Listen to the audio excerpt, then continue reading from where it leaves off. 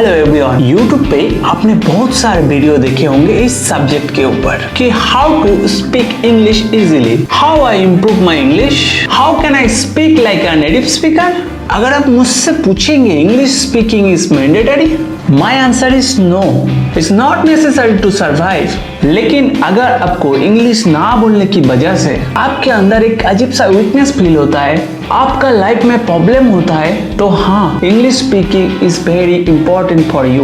मैं आपको नहीं बोलूंगा ये 5 टिप्स सुन लो और कल से इंग्लिश बोलने लग जाओ। आपको मैं वही बोलूंगा जो मैंने मेरा लाइफ में अप्लाई किया था। जिसका एक्सपीरियंस मेरा नहीं है वो मैं नहीं बोल पाऊंगा। मैंने अप्रोक्स 1 साल तक इंग्लिश स्पीकिंग प्रैक्टिस किया था, उसके बाद ही मैं इंग्लिश बोल पाता हूँ। मैं ऐसा नहीं बोलूंगा कि मैं बहुत अच्छा बोल लेते हूँ, लेकिन मैं बोल पाता हूँ। मैंने इस वीडियो पे ज्यादा टाइम तक नहीं बोलूंगा, थोड़ा शॉर्ट पे आपको समझाऊंगा कैसे मैंने इंग्लिश को अपनाया और आप सही में कैसे इंग्लिश सीखोगे।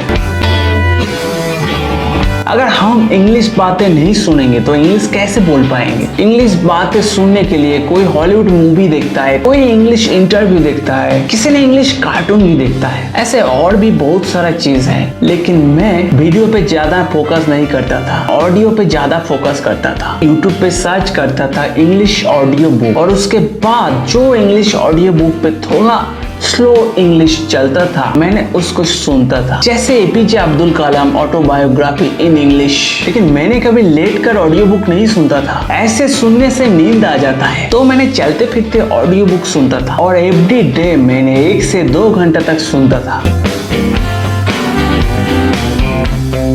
इंग्लिश सुनना और उसको समझने से आपका इंग्लिश का इम्प्रूवमेंट नहीं हो जाएगा। इंग्लिश सीखने का और एक most important part is thinking. मतलब आप जो सोचते हो वो आपको इंग्लिश में सोचना होगा। नॉर्मली कोई भी इंसान अपनी मदर लैंग्वेज में सोचता है, इसीलिए वो अपनी मदर लैंग्वेज बहुत अच्छे से बोल पाता है। लेकिन जब कोई दूसरी भाषा सीखने की कोशिश करता है तो सोचते हैं अपनी मदर लैंग्वेज में और उसको ट्रांसलेट करता है दूसरा लैंग्वेज में। ऐसे एक भी इंसान नहीं है जो अच्छे इंग्लिश बोल पाता है, लेकिन वो ट्रांसलेट करके बोलता है। जितने भी अच्छे इंग्लिश स्पीकर है वो इंग्लिश में ही सोचता है और इंग्लिश में ही बोलता है। और आप भी जब सीखेंगे तो आपको इंग्लिश में ही सोचना पड़ेगा और इंग्लिश में ही बोलना पड़ेगा।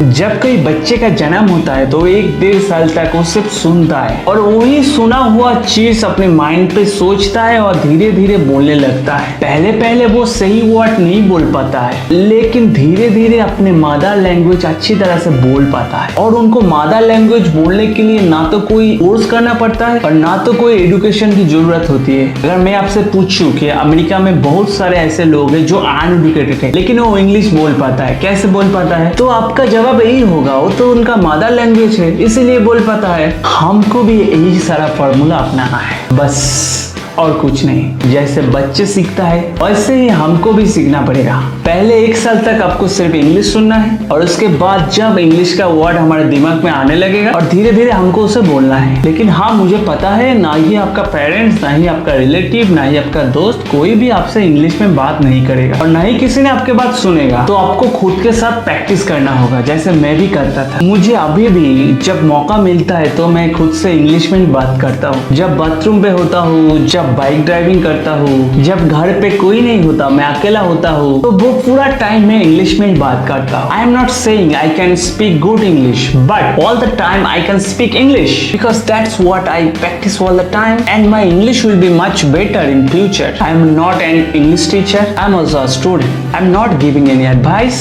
Just sharing my experience. Thank you and all the best. अगर वीडियो इन्फॉर्मेशन अच्छा लगा तो लाइक करो और चैनल पे नया हो तो सब्सक्राइब करो।